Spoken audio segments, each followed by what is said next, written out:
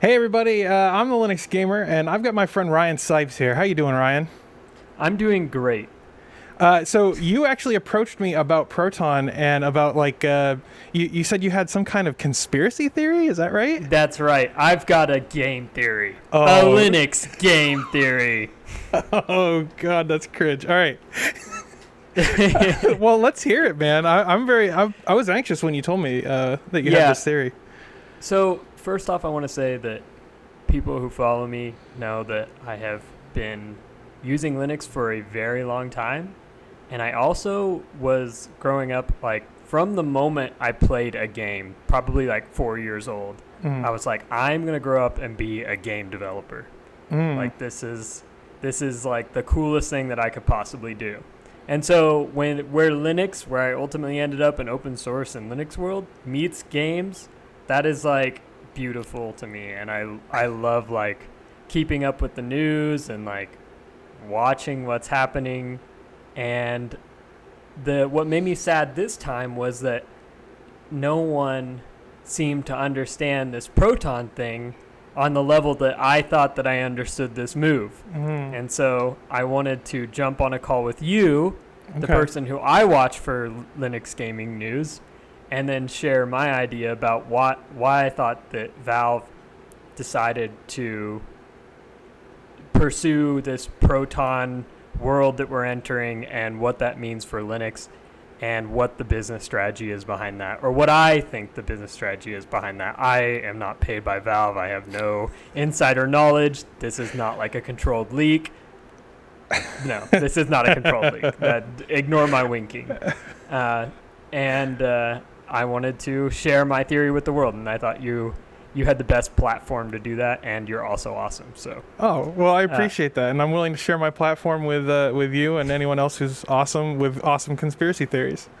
Yeah, for sure. And I would be really bad. I would be a bad community manager for the project that my day job is if I didn't say I'm the community manager for Thunderbird.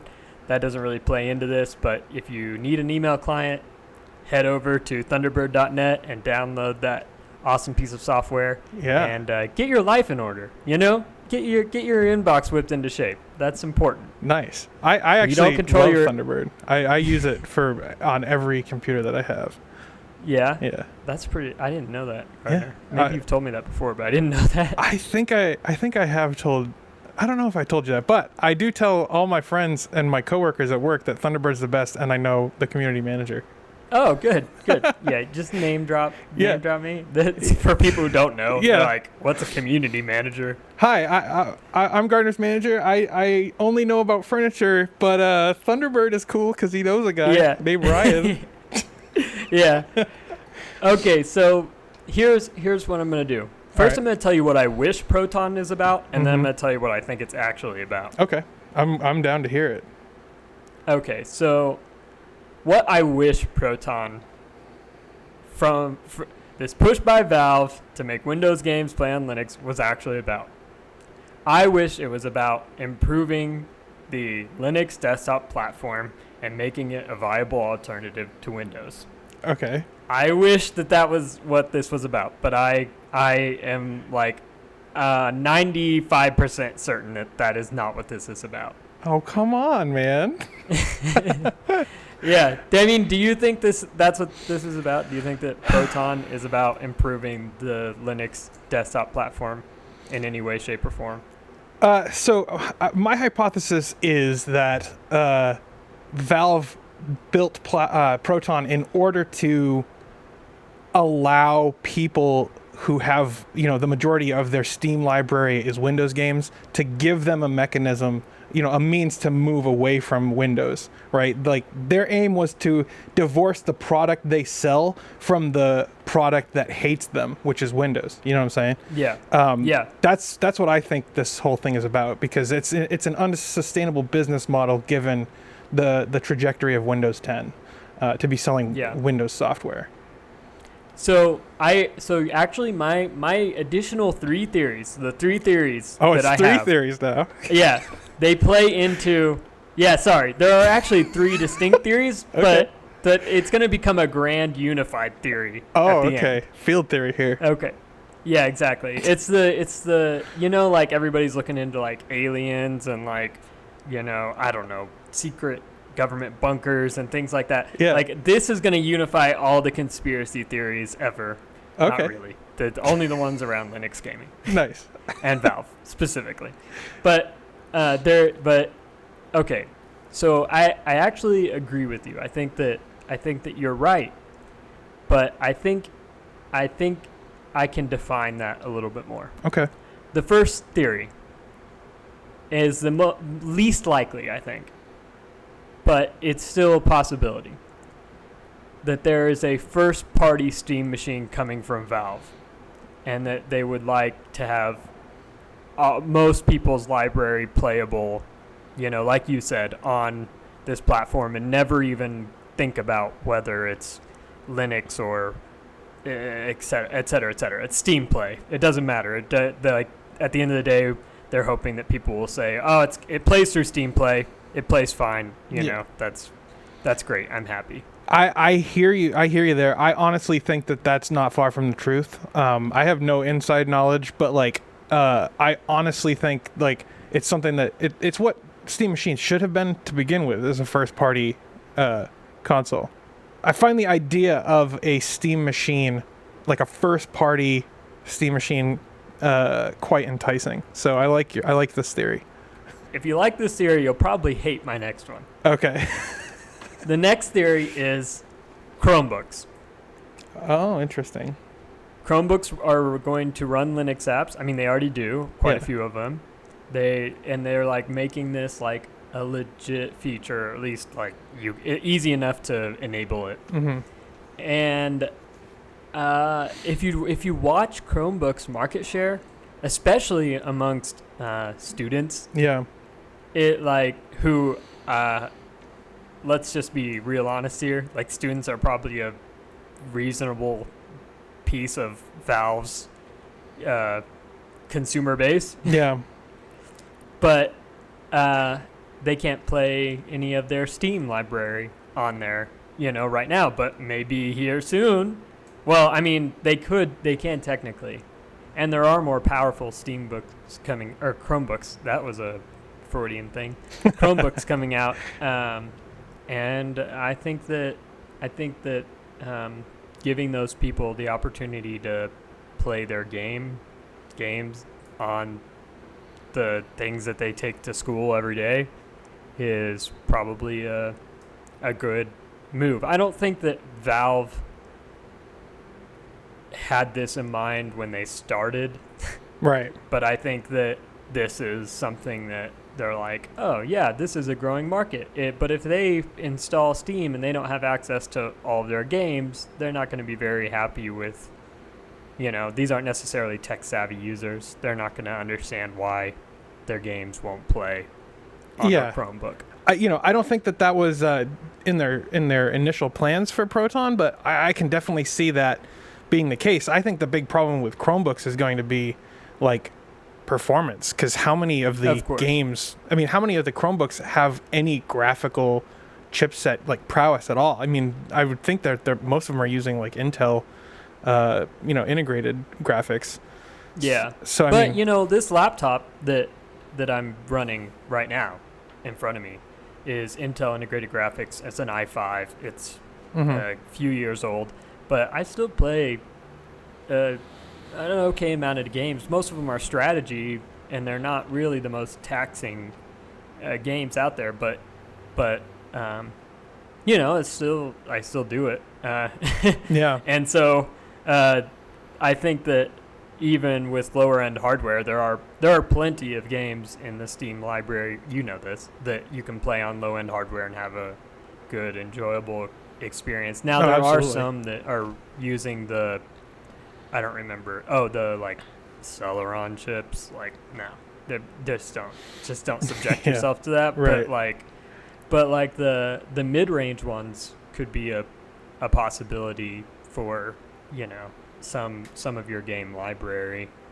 So the final theory, this is what I believe is the most likely. Okay. Number one server operating system in the world. Gardiner, go. Is it Linux? Yes, ding, ding, ding, ding, ding. You win the turkey, the golden turkey. Nice. Thank you. All right. So I think we see that Google is working on like Project Yeti or whatever, which is a game streaming service, allegedly.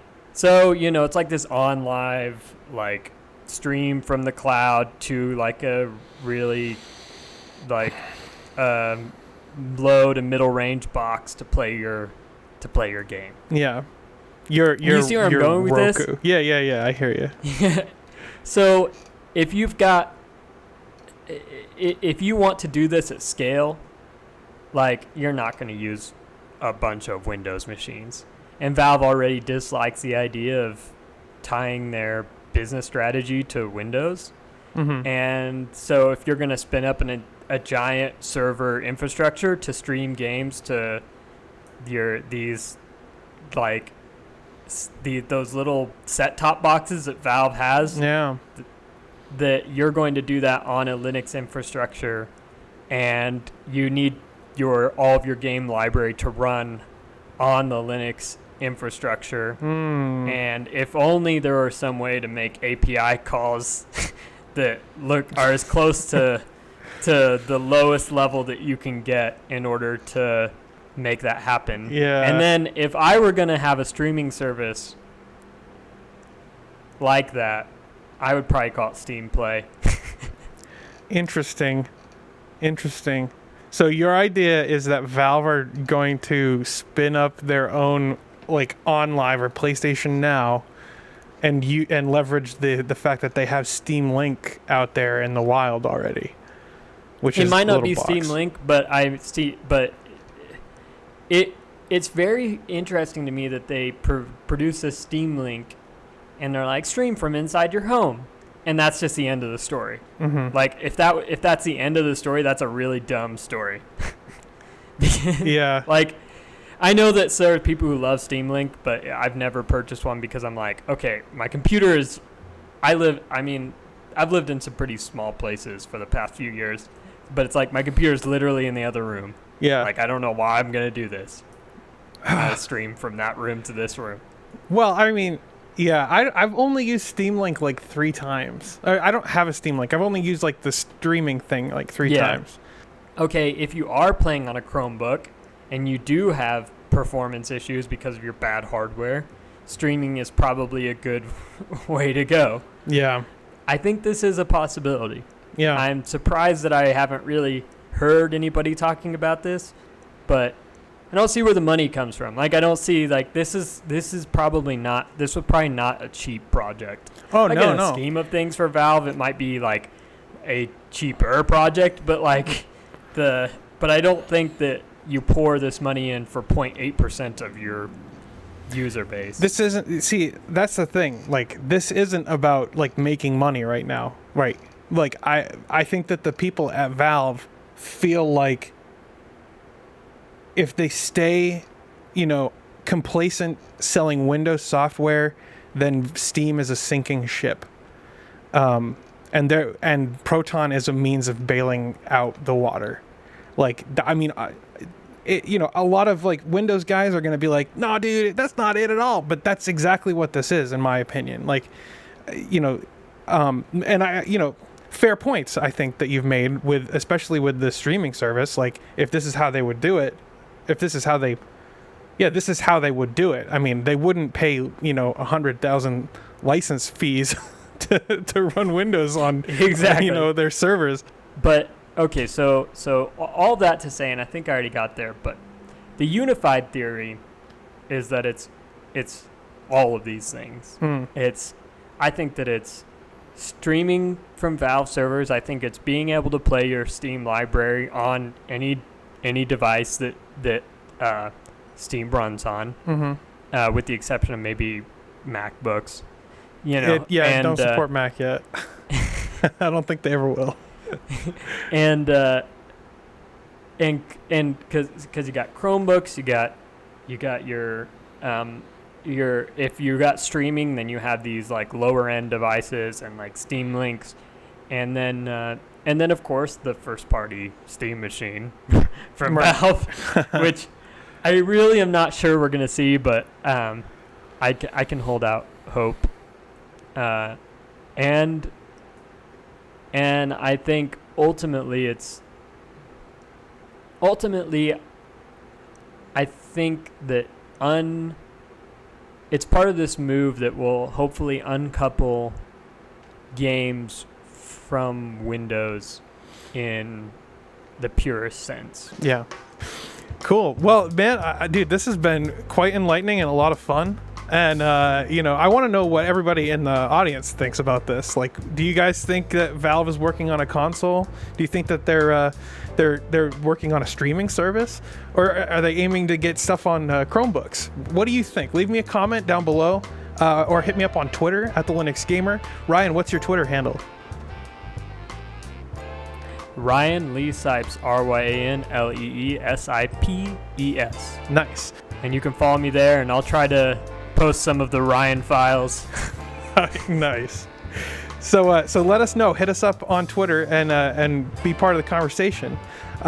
If you enjoy the work that I do, you can support the show on Patreon, or you can pick up a T-shirt, or you can hit that like button or subscribe.